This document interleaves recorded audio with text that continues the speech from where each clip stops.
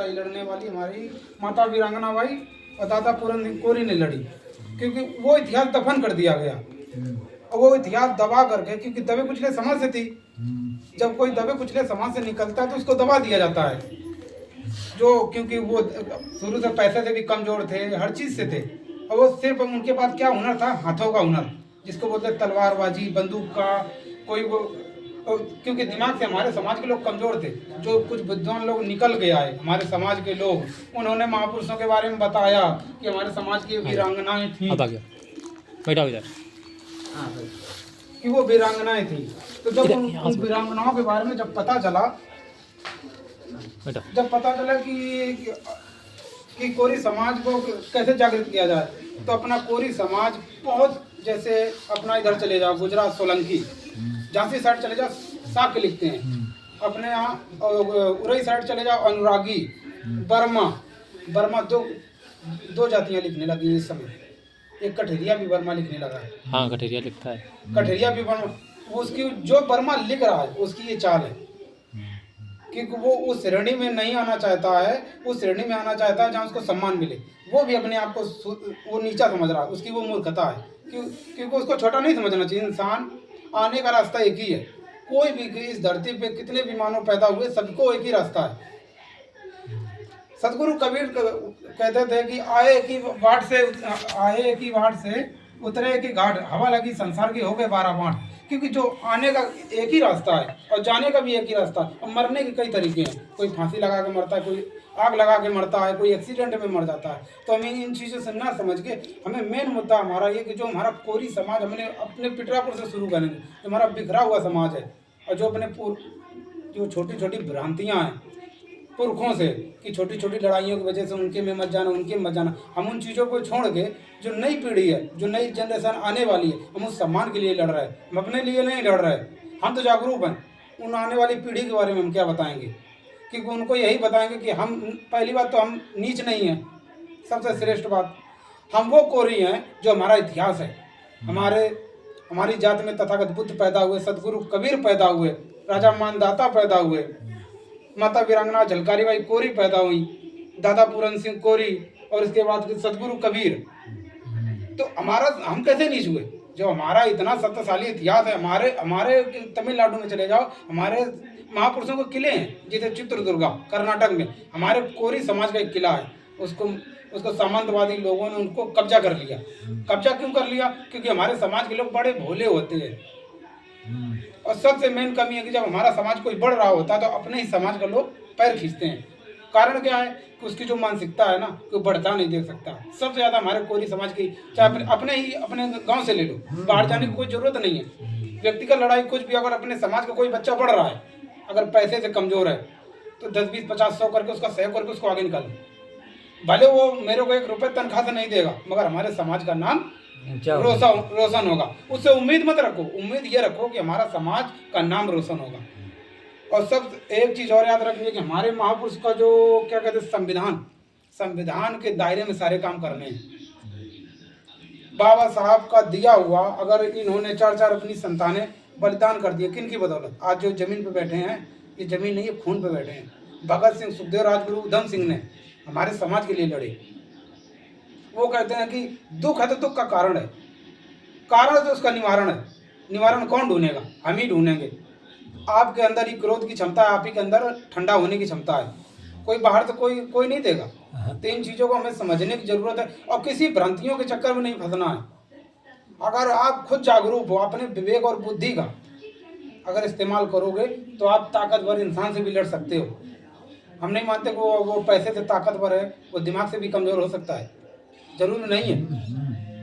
अगर उससे लड़ना है तो हमें दिमाग का इस्तेमाल करना पड़ेगा, और सबसे पहले हमें शिक्षा को हथियार बनाना है, क्योंकि बिना शिक्षा के कुछ भी नहीं हो सकता इस समय प्रेजेंट टाइम में।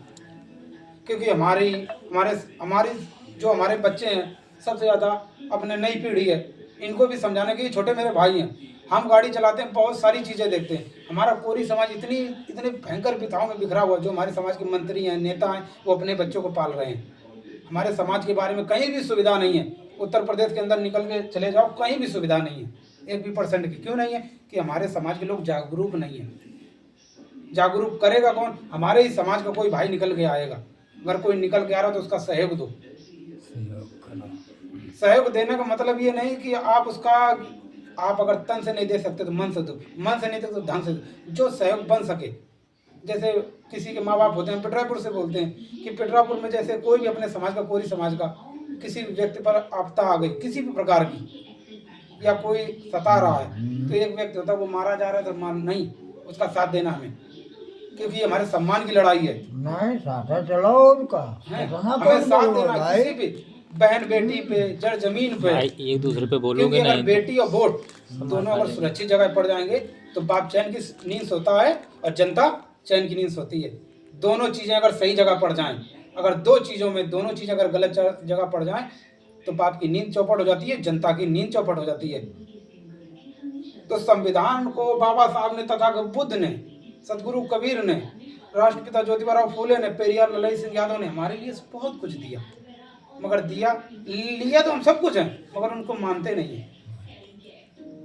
चलते उन्हीं के बदौलत रहे। आज जो गाड़ी है, आज एक जाति का करंट एक ऐसा होता है कि बिजली का करंट तो अगर छू लोगे तब लगेगा, और जाति करंट सुनने से ही लग जाता है। मालूम चल जाए कोरी है तो एक बाइक ग्राउंड में जोड़ देंगे, तो ये सारा नीचे जाते का है। अपनी समाज कहीं ओबीसी में भी आती है, गुजरात में चले जाओ ओबीसी में आ रहा है, बागपत साइड चले जाओ ओबीसी में आ रहा है, अपना बिहार साइड चलोगे एससी में आ रहा है। तो जहाँ जैसी व्यवस्था थी संविधान में उसी प्रकार से आ गए। आने का मतलब अब हमें जागरूक ये करना है कि जो हमारे समाज की नई पीढ़ी है, हमें एकता का संदेश देना है, व्यक्तिगत बुराइयां छोड़ देनी है। जो जिसके पास जो कुछ है उसमें सहमत है, छोटी छोटी चीज़ों में लड़ना नहीं है, आपस में सुझाव करके आपस में इनको हल करना है। एक दूसरे को अशब्द नहीं बोलना है, बड़े बुजुर्गों का सम्मान करना है। अगर कोई नौकरी पे जा रहा है तो उसका सम्मान करना, इस तरीके से सम्मान करना है कि वो उसको भी गर्व हो कि हमारा समाज मेरे साथ है। गांव आए तो उसको दोस्त जैसी नहीं, उसको अफसर जैसी हमें इज्जत देनी होगी।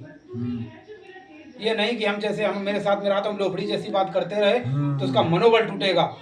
भले वो छोटे तबके का अधिकारी है, मगर हमें उसकी इज्जत देनी होगी। इज्जत देंगे तभी वो गौरव महसूस करेगा, वो दरोगा भी बन सकता है, डीएम भी बन सकता है। अगर उसको गांव में आके वही उसको अपने साथ वाली लोफड़ी जैसी वाली बात करेंगे तो उसका मनोबल टूटेगा कि कोई इज्जत नहीं मेरी। तो इन चीज़ों पे, अपने समाज पे, जो भी कोरी समाज का है, एक साथ चलना है, छोटी छोटी बुराइयों को छोड़ के। और अपने समाज का सबसे पहले माता वीरांगना बाई, झलकारी बाई, तथागत बुद्ध, कबीर और बाबा साहब के बारे में, क्योंकि बिना बाबा साहब के ये भारत अधूरा है, तथागत बुद्ध के बगैर। और कबीर की एक ऐसी बाणी है जो सबके अंदर है, सबके अंदर है, सही है। बिना कबीर के बाणी के अंदर कोई बोल ही नहीं सकता है। अगर जंग लड़नी है तो हमें वो जंग नहीं लड़नी कि लाठी बजवानी है, हमें वो जंग लड़नी है, हमें कलम की जंग लड़नी है। हमें कानून के बारे में नॉलेज होना चाहिए कि संविधान में क्या हमें मौलिक अधिकार हैं। अपने मौलिक अधिकार 6 हैं: धार्मिक स्वतंत्रता, बोलने का अधिकार, सोने का अधिकार, मतलब कि अपनी सभा करने का अधिकार, अपने समाज के गाना बजाने का अधिकार। ये किसी धर्म ने नहीं, हमारे बाबा साहब के संविधान ने दिया है। वरना जाति के नाम पर तो लोग कपड़े उतरवा देते चौराहे पे, जाति के नाम पर कुर्सी पे उतार देते। तो जागरूक कैसे होगे जब अपने समाज को, आने वाली पीढ़ी को शिक्षा तो देनी जरूरी है, मगर अपने महापुरुषों के बारे में बताना बहुत जरूरी है कि आप तो दुख के आंसू रो लोगे मगर आपकी औलादें नहीं रो पाएंगी, हमारे भाई लोग नहीं रो पाएंगे, क्योंकि वो तो पैसे से मजबूत होते जा रहे हैं। हमारी बुनियादें सबकी कमजोर है। 1-2 लाख रुपए कोई रुपया नहीं होता है, 4 लाख। अभी शादी संबंध कर दोगे किसी बहन बेटी का तो कर्जे में हो जाओगे, तो 5 साल देते देते मर जाओगे, फिर भी नहीं दे पाओगे। तो हमें महापुरुषों के बारे में भी बताना है कि शिक्षा तो जरूरी है, शिक्षा के साथ साथ हमारे जो इतिहास है उसको, क्योंकि जिसका इतिहास नहीं होता है ना, वो कौम कभी अपना इतिहास बना ही नहीं सकती। वो दूसरों के कंधे पे कि वो आए थे, हम उनके बल पे जी रहे हैं। अरे ऐसी कोशिश करो कि मैं अपना बल बनाना है, क्योंकि तुम्हारे अंदर खून भी है, पानी भी है, आँख भी है, बुद्धि भी है। इस्तेमाल दूसरे के दम पे क्यों चल रहे हो? डरो मत किसी से। अफसर आ जाओ, उससे आँख में आँख डाल के बात करनी है और इज्जत से बात करनी है। किसी का अपमान करने का किसी ना प्रशासन का अधिकार है ना आपका अधिकार है।